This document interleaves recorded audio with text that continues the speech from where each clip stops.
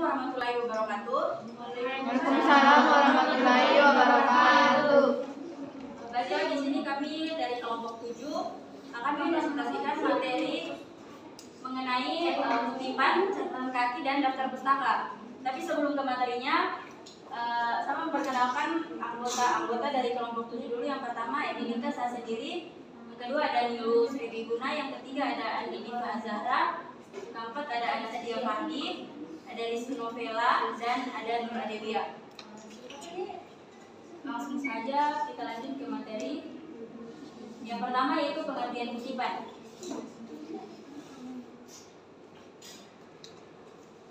Kutipan adalah salinan kalimat, paragraf, atau pendapat dari seseorang pengarang atau ucapan orang terkenal karena keahliannya, baik yang terdapat dalam buku atau jurnal. Kutipan ditulis atau menegaskan isi uraian sebagai landasan untuk memperkuat pembuktian dan kejujuran menggunakan sumber penulisan. Berikutnya yaitu jenis-jenis kutipan. Jenis-jenis kutipan dibagi atas dua, yaitu kutipan langsung dan kutipan tidak langsung. Kutipan langsung yaitu kutipan hasil penelitian, hasil karya atau pendapat orang lain yang penyajiannya sama persis dengan teks aslinya. Kemudian kutipan tidak langsung. Kutipan tidak langsung adalah kutipan hasil penelitian, hasil karya atau pendapat orang lain yang penyajiannya tidak sama dengan teks aslinya, melainkan menggunakan bahasa atau kalimat peneliti sendiri. Penulisan diintegrasikan ke dalam teks, tidak diapit tanda petik, spasi sama dengan teks, dan tidak mengubah isi atau ide penulis asli. Penulisan baik kutipan langsung maupun tidak langsung harus disertai data pustaka. Sumber yang dikutip dapat berupa catatan kaki maupun catatan perut. Kemudian fungsi kutipan akan dibawakan oleh Diva Azhar.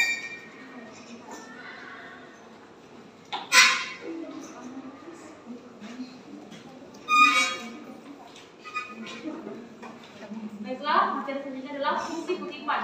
Fungsi kutipan terbagi menjadi 3. Yang pertama adalah sumber kutipan yang dibuat selanjutnya digunakan untuk dapat memberikan nilai terhadap suatu karya ilmiah yang sedang atau sudah dibuat. Yang kedua, penulisan kutipan yang cepat akan mampu mengamankan penulisan dari ide orang lain yang salah. Yang ketiga, penulisan kutipan untuk dapat menguatkan pengutip melalui kutipan yang dimuat dalam suatu karya ilmiahnya.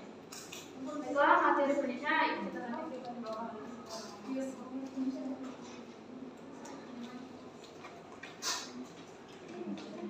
Baiklah, catatan kaki. Catatan kaki adalah keterangan tambahan dari suatu karya tulis ilmiah. Dinamakan catatan kaki dikarenakan letaknya berada di kaki naskah tulisan atau berada di bawah tulisan. Adapun fungsi dari catatan kaki, yang pertama yaitu memperkuat satu pernyataan atau keterangan yang telah dijelaskan sebelumnya supaya penjelasan itu lebih valid, bukan asal-asalan. Yang kedua, menjelaskan terkait adanya penggunaan pernyataan dari literatur yang dipilih. Yang ketiga, memberikan keterangan mengenai suatu masalah yang tidak terkait dengan topik tulisan agar membuat diskusi semakin luas. Yang keempat, memberikan petunjuk terkait dengan permasalahan yang dibahas dalam karya tulisan. Yang kelima, menunjukkan referensi atau literatur yang dijadikan sebagai sumber-sumber pernyataan. Selanjutnya, materi selanjutnya akan dibacakan oleh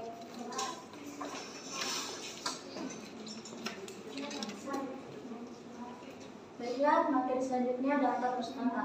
Daftar pustaka adalah daftar sumber yang telah digunakan untuk referensi suatu karya tulisan ilmiah. Sumber tersebut seperti buku, jurnal, artikel, maupun berita. Daftar pustaka biasanya diletakkan di bagian paling akhir halaman setelah seluruh karya ilmiah selesai tersusun. Baiklah, materi selanjutnya dijelaskan.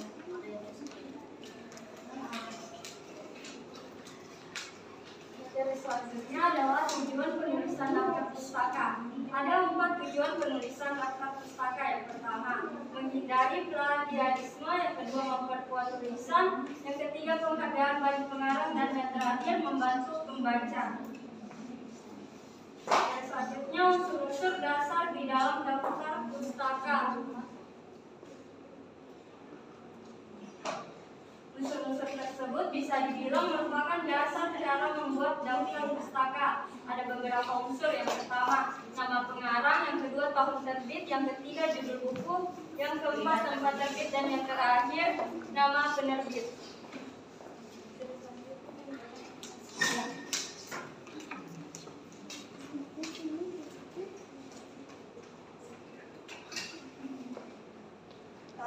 Materi selanjutnya adalah kasus-kasus umum terjadi dalam penulisan dalam daftar pustaka. Yang meliputi 7 kasus-kasus umum. Yang pertama yaitu tidak ada nama penulis atau pengarang. Yang kedua, nama penulis mengandung angka. Yang ketiga, pengarang bukan orang. Yang keempat, buku edisi. Yang kelima, disyuting oleh editor. Yang keenam, sumber dari e-book. Yang ketujuh, buku terjemahan.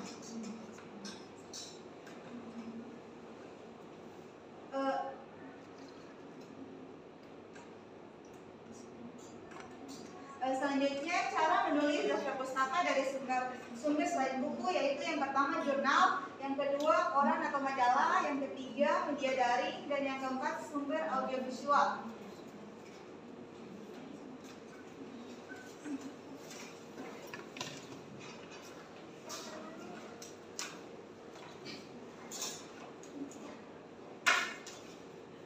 Baik, sampai di sini materi dari kami. Kesimpulannya, dari ketiga bentuk penulisan di atas dapat disimpulkan bahwa cara melakukan penulisan kutipan yang benar yaitu dengan mencantumkan nama, akun, dan halaman sumber dari kata-kata yang ingin dikutip.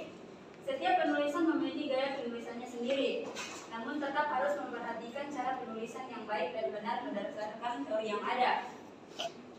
Selain itu, pada penulisan catatan kaki tidak hanya digunakan untuk menjelaskan sumber dari kutipan yang diambil, tetapi juga bisa digunakan sebagai penjelasan terhadap sebuah pernyataan atau teori. Begitu pula dengan daftar pustaka, tidak harus dicantumkan pada akhir buku saja, tetapi juga bisa ditulis per bab di bagian akhir.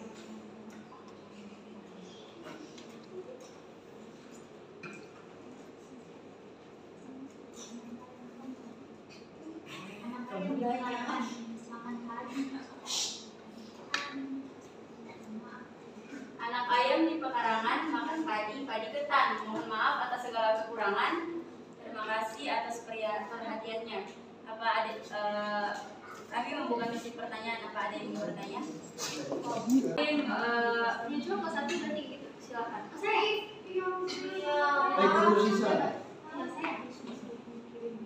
bukan mengenai daftar pustaka.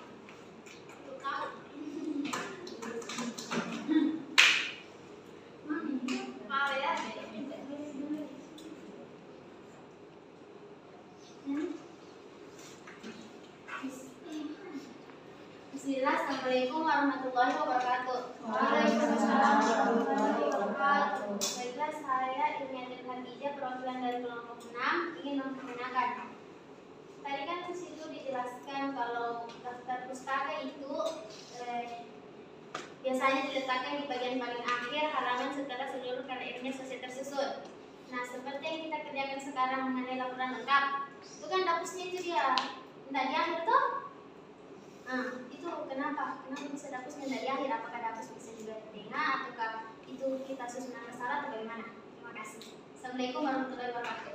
Waalaikumsalam warahmatullahi wabarakatuh.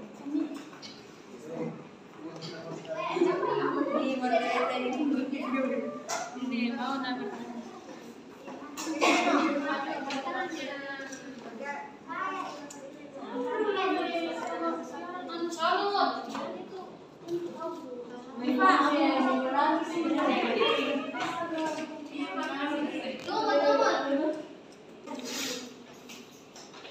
Oke, baik. Untuk pertanyaannya tadi itu daftar pustaka bisa kenapa dicantumkan di setelah akhir kalimat, tidak kenapa bukan cuma di akhir. Oke, jadi ini jawabannya. Begitu pula dengan daftar pustaka tidak harus dicantumkan pada akhir buku saja, tetapi juga bisa ditulis per bab di bagian akhirnya. Jadi bisa, bukan cuma di bagian akhir. Tapi kan aku tak berbab kita taruh daftar pustakanya. Kayak itu kan kita taruh daftar pustaka kan tulisan terus daftar pustaka terus ada lampirannya di anota. Terus Begini, kalau untuk per bab itu kan yang kita tulis itu kan ini, yang kita tulis itu laporan. Jadi yang kita ambil bukan cuma dari satu orang saja. Jadi kalau misalnya kita cuma tulis di daftar pustaka, terus kita cuma tulis satu orang di situ, yang lainnya tidak diambil karena cuma satu bab, kalau daftar pustaka itu satu bab, satu daftar pustaka. Kalau di buku, jadi tapi kalau misalkan di laporan kan itu kita carinya beda-beda. Tapi kan kita satukan di dialog toh? Kita satukan di dialog semuanya. Memang banyak juga nama situ.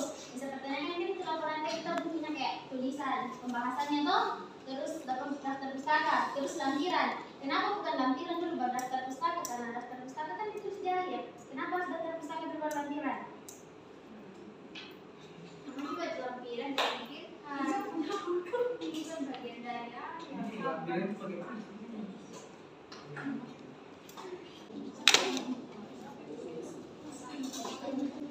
Jadi tadi teman-teman itu lampiran memang di akhir semua, di dimanapun di buku lampiran di akhir. Jadi sebelum sudah daftar pustaka baru lampiran. kalau tidak bisa lampiran dulu baru daftar pustaka. Oh iya.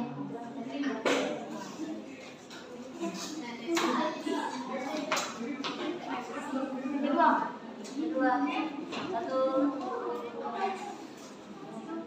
Perkenalkan saya dari perwakilan kelompok 2. Dan saya berikan contoh penulisan dapur dari berbagai sumber kayak jurnal, buku, dan lain-lain. Contoh penulisan dapur.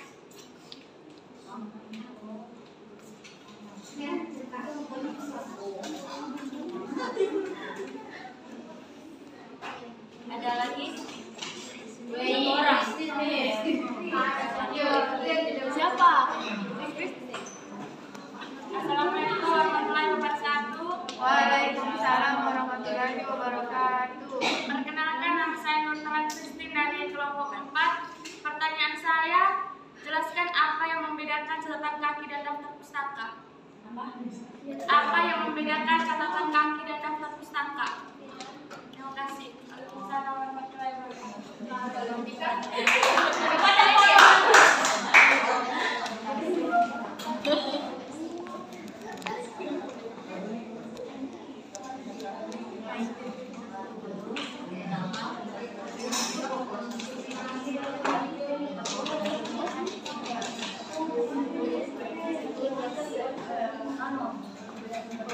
Kelompok berapa Justin? 4.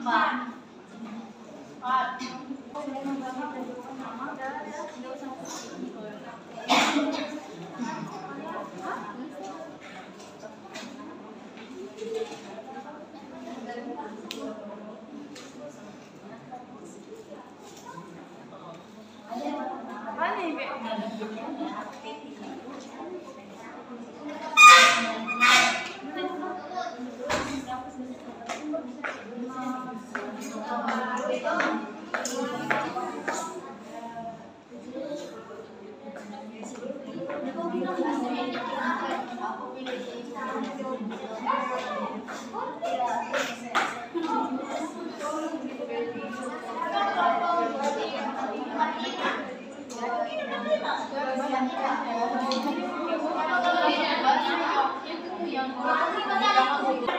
Assalamualaikum warahmatullahi wabarakatuh. Saya akan menjawab pertanyaan dari saudari Kristin.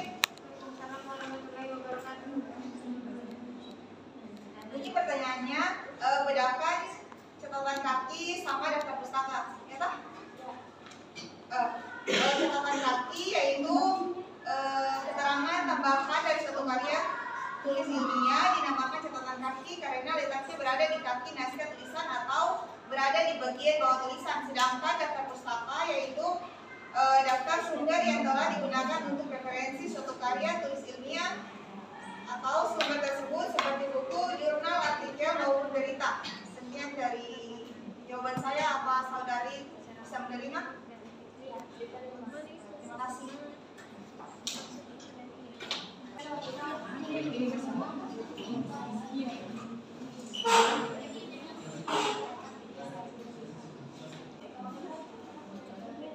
Baik, saya akan menjawab pertanyaan dari Nurul Mainah. Jadi contoh daftar pustaka itu kan. Yang pertama dari apa tadi? Jurnal. Dari jurnal itu dari jurnal sama dengan dari buku. Dia pertamanya nama, habis nama misalkan pertamanya Nurul Muhaina, habis itu koma, terus tahun terbitnya itu misalkan 2005. Itu jurnal. Kan dapat tadi ada jurnal, ada koran, terus ada audiovisual sama ada media daring. Pertama itu dari jurnal tadi itu kan, kalau dari jurnal itu kayak yang biasa kita tulis, yang pertama itu nama penerbit, misalkan contohnya itu Nurul Muhaina, terus tahun terbitnya 2005, terus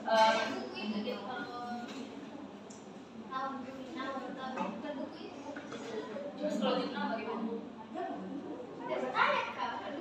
Iya, soalnya saya jawab dulu nanti pinangganya selesai.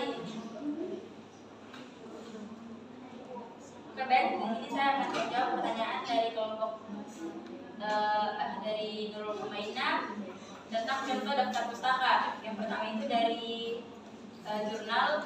Itu kalau dari jurnal itu yang pertama kita tulis nama, kemudian tahun terbitnya, kemudian judul bukunya. Kalau misalkan bisa juga sampai di judul buku itu titik, bisa juga kita tambahkan PT-nya, PT tempat di mana diterbitkan bukunya. Jadi bisa ditaruh, bisa juga tidak. Terus yang kedua itu dari apa? Yang kedua itu dari majalah. Dari majalah atau koran. Kalau dari majalah atau koran itu tidak jauh beda dengan yang tadi. Pertamanya itu nama, terus tahunnya, tapi kalau misalkan majalah atau koran itu dipakai tanggal sama bulannya. Koran ini tadi kan jurnal cuma tahun, tapi kalau misalkan majalah atau koran itu pakai tanggal, bulan sama tahunnya. Terus koma, terus langsung ke judul bukunya. Atau terus yang ketiga apa? Media daring.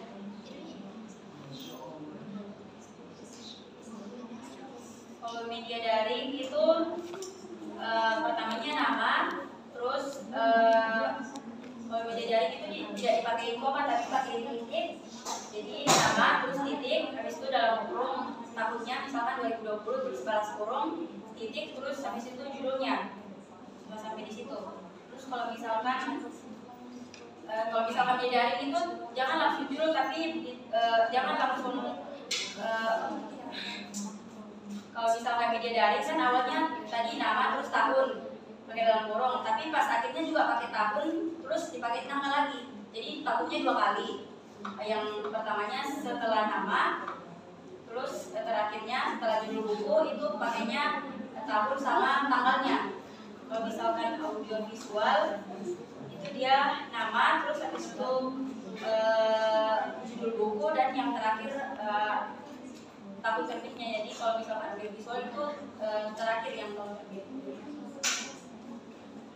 Baik, segitu yang kami tahu. Jika ada tambahan.